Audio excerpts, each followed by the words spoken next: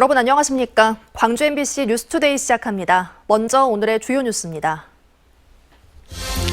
최근 기온이 큰 폭으로 떨어지면서 감기와 독감에 걸린 어린이와 청소년들로 병원마다 북새통입니다. 6일 지방선거와 관련해 광주경찰청이 41명의 선거사범을 검찰로 넘겼습니다.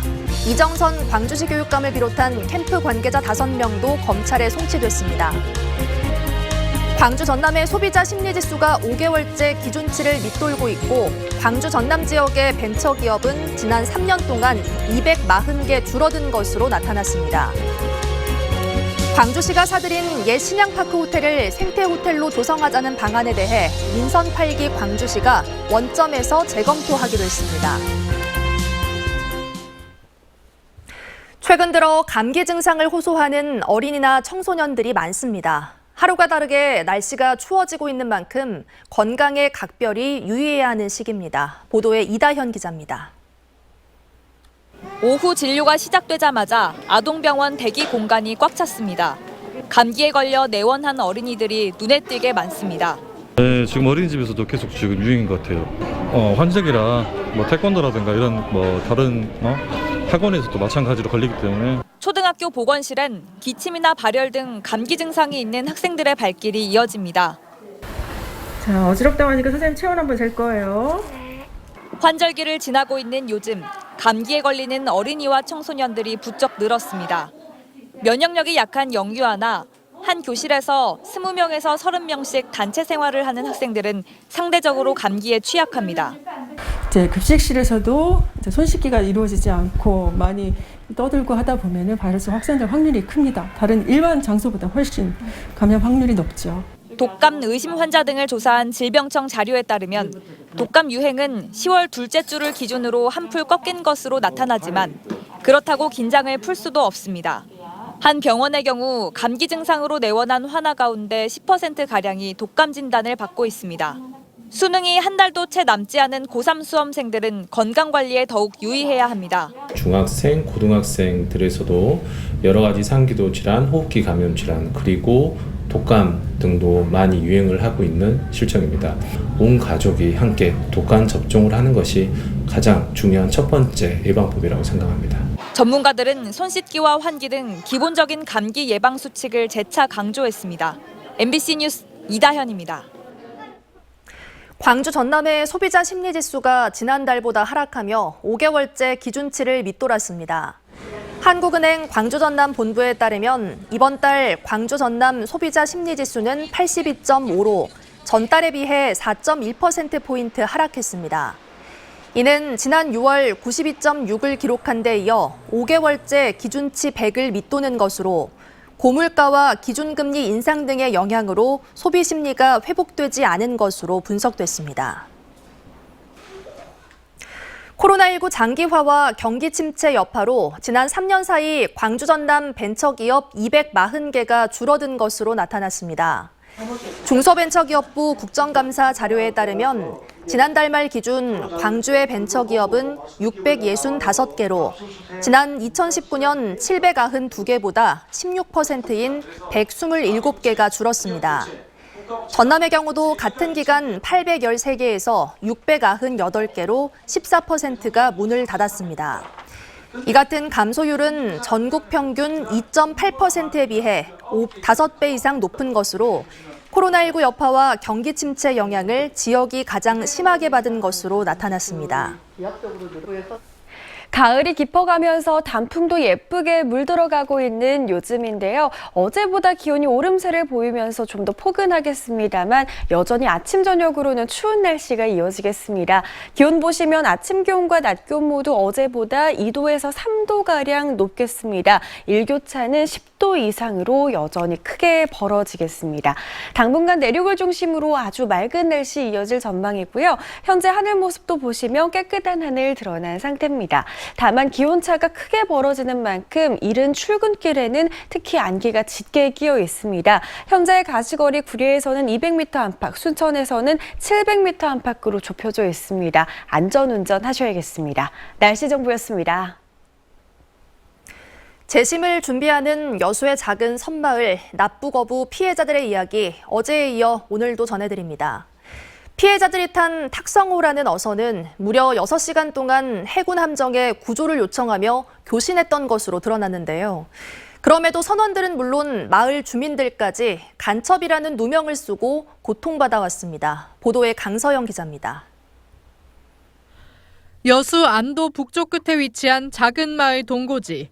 1971년 이 마을에서만 5명의 선원이 탁성호를 타고 오징어잡이를 나섰다 북한에 납치됐습니다. 깨배는 거라요. 그래서 일어나니까 경비대에 와 있는 거라요. 탁성호는 납치 직전 6시간 동안 해군에 구조를 요청했습니다. 국가기록원이 상한 강릉경찰서 공문에는 납치되던 날 아침 8시 45분 처음으로 탁성호가 적색과 백색기를 단 200톤급 함정에게 강제로 끌려가고 있다고 교신합니다. 1시간 후엔 북한 경비정이 발포 위협을 하며 항해를 지시하고 있다며 해군에 도움을 요청합니다. 그리고 오후 2시 40분쯤 탁성호는 그대로 교신이 끊깁니다.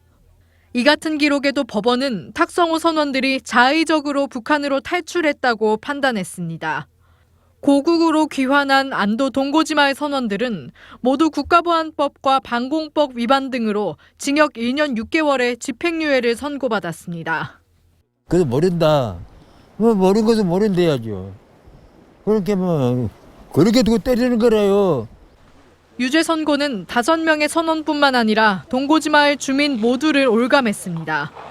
유죄 선고 10여 년이 지난 어느 날 마을 주민 1명이 실종되는 사건이 있었는데 경찰이 지령에 따라 주민을 북한에 넘겼냐며 납북기환 선원과 가족들을 소환해 고문했다는 겁니다.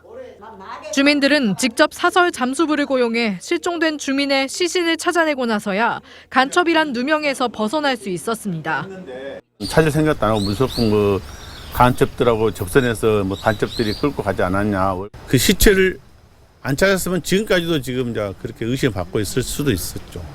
탁성호 선원 심여종 씨의 아들 심명남 씨도 1992년 군복무 도중 우연히 아버지가 간첩으로 감시당하고 있던 사실을 알고 충격을 받았습니다. 아버지 동향이 그대로 저한테는 너무 충격이었습니다. 그날 그걸 먹고 저녁 내 술을 먹고 이제 잠을 들었던 그런. 발포 위협 속에서 북한 경비정의 강제 항해 지시를 받으며 6시간 동안 이어진 탁성호의 절실한 구조 요청. 그럼에도 간첩으로 낙인 찍혀 수십 년을 고통받아온 여수 동고지 마을의 선원과 유족들은 진실 규명을 위해 재심 신청을 준비하고 있습니다. MBC 뉴스 강서영입니다. 교도소에서 출소한 지 넉 달여 만에 상습적으로 차량 터리 범죄를 저지른 40대가 구속됐습니다. 이 남성은 사설 구급차를 몰고 다니며 절도 행각을 벌였는데요. 금품을 훔쳐 달아나는 데 걸린 시간은 단 70초였습니다. 박종호 기자가 취재했습니다. 지난 19일 새벽 2시 목포시 오감동의 한 주택가. 검은색 외투와 모자를 깊게 눌러 쓴 한 남성이 주차돼 있는 1.5톤 화물차로 다가갑니다. 잠시 웅크리 앉아 차량 밖에 있는 전원을 차단한 뒤 운전석을 열고 들어갑니다. 차량에서 블랙박스 등을 훔쳐 달아나기까지 걸린 시간은 70초에 불과했습니다. 다음 날 아침에 이제 우리 딸 어린이집 보내려고 리모컨을 이렇게 눌렀는데 반응이 없더라고요. 그래 안에 열어보니까 안에 이렇게 막 지져가지고 블랙박스도 부셔놓고. 이 남성은 이 같은 방식으로 3개월여 동안 목포에서만 11차례에 걸쳐 주차된 차량을 털어왔습니다. 귀금속과 현금, 내비게이션 등 확인된 절도액만 1,000여만 원에 이릅니다. 4년 6개월간 절도 혐의로 복역하다 지난 6월 출소한 이 남성은 이후 사설 구급차를 몰아왔습니다. 심야 시간 사설 구급차를 이용해 응급 환자 이송이 아닌 범행 표적이 될 주차 차량을 찾고 다녔던 겁니다. 감식과 현장에 있는 CCTV를 분석해서 피의자 용의 차량을 특정하고 피의자를 특정하게 됐습니다. 경찰 조사에서 이 남성은 생활비 마련을 위해 범행을 저질렀다고 털어놨습니다. 경찰은 구속된 남성을 대상으로 추가 범행 여부를 조사하고 있습니다. MBC 뉴스 박종호입니다. 광주경찰이 제8회 지방선거 사범 수사를 대부분 마무리했습니다. 광주경찰청은 지난 6일 지방선거와 관련해 81명을 수사한 결과 41명을 검찰에 넘겼다고 밝혔습니다. 지방선거 현수막 훼손이 17건으로 가장 많았고 허위 사실 공표와 후보자 비방 등이 뒤를 이었습니다. 이정선 광주시 교육감도 지방선거 공식 선거운동이 시작되기 전 유권자가 모인 식당에서 지지를 호소하는 등의 혐의로 송치됐습니다. 성매매로 유인한 남성을 폭행하고 금품을 빼앗은 20대 2명이 중형을 선고받았습니다. 광주지방법원 순천지원은 지난 5월 성매매를 할 것처럼 피해 남성을 순천시 풍덕동의 한 농로로 끌어들여 폭행하고 현금 1,500만 원을 빼앗은 혐의로 기소된 20대 2명에게 각각 징역 7년을 선고했습니다. 재판부는 피고인의 죄책이 무겁고 피해자로부터 용서받지 못한 점을 고려했다며 양형 이유를 설명했습니다.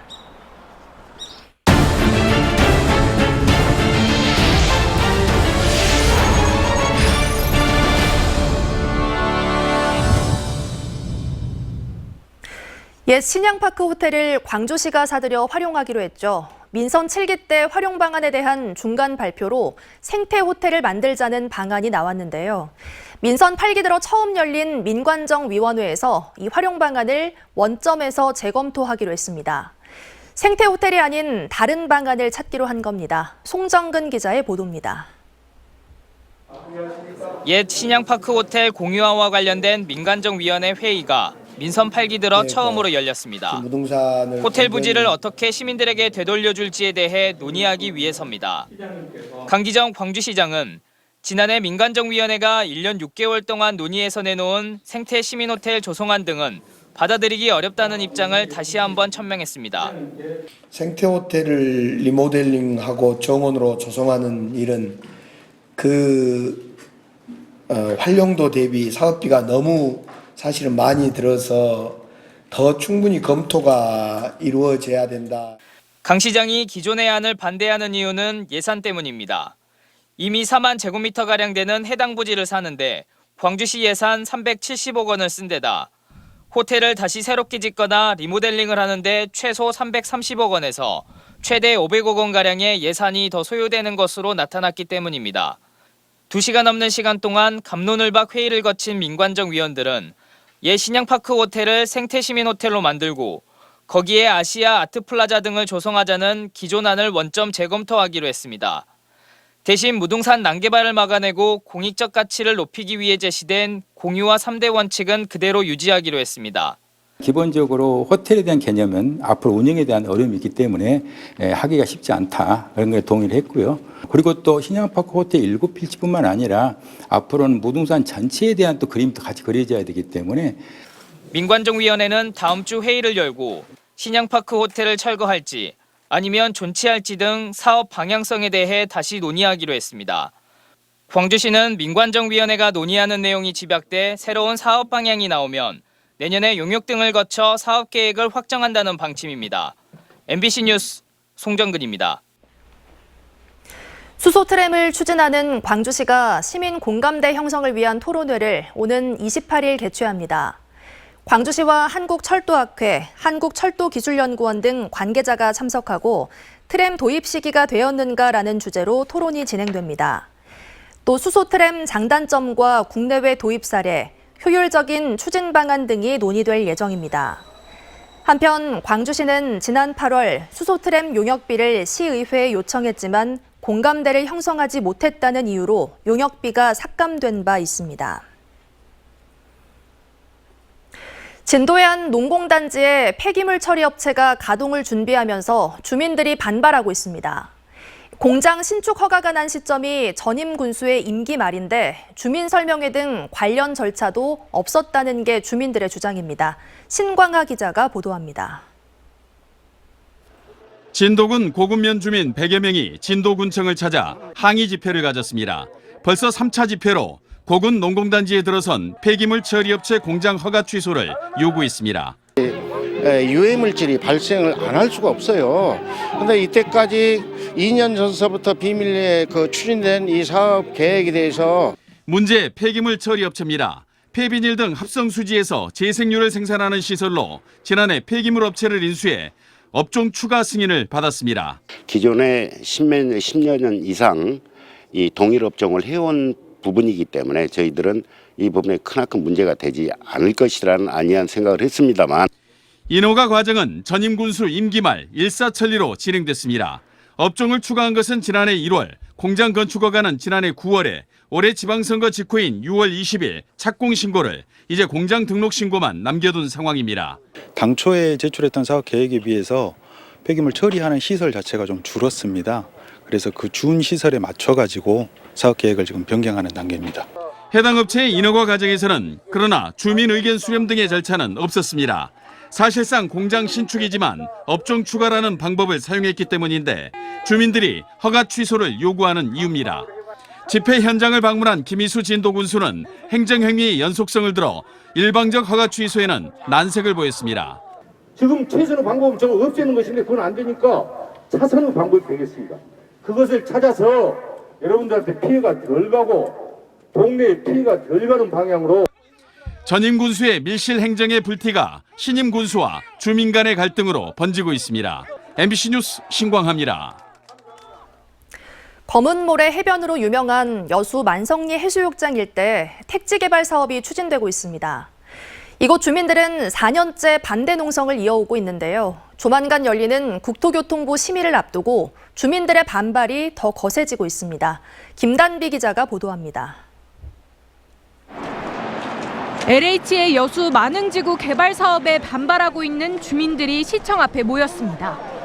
다음 달 예정인 국토교통부의 지구계획 승인 심의를 앞두고 반대 의지를 명확히 전하기 위해서입니다.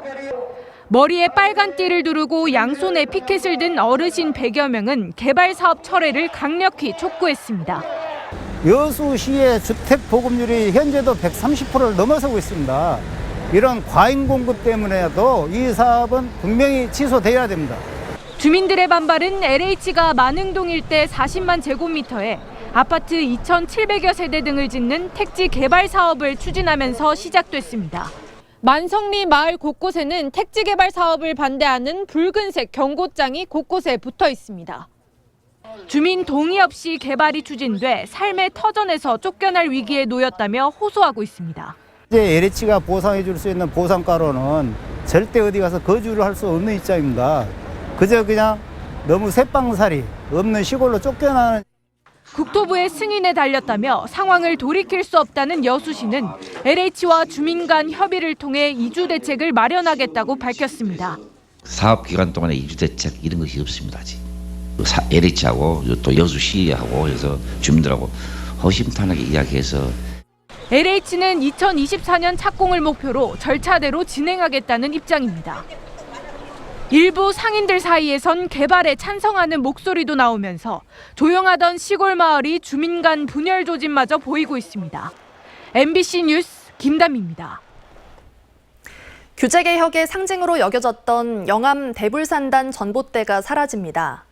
영암군은 이명박 전 대통령의 지시로 20km에 달하는 대불산단 전선과 전봇대를 땅속에 묻는 1차 지중화 사업을 추진한 데 이어 내년부터 오는 2024년까지 226억 원을 투자해 잔여 구간 5.1km에 대해 2차 전선 지중화 사업을 시행합니다.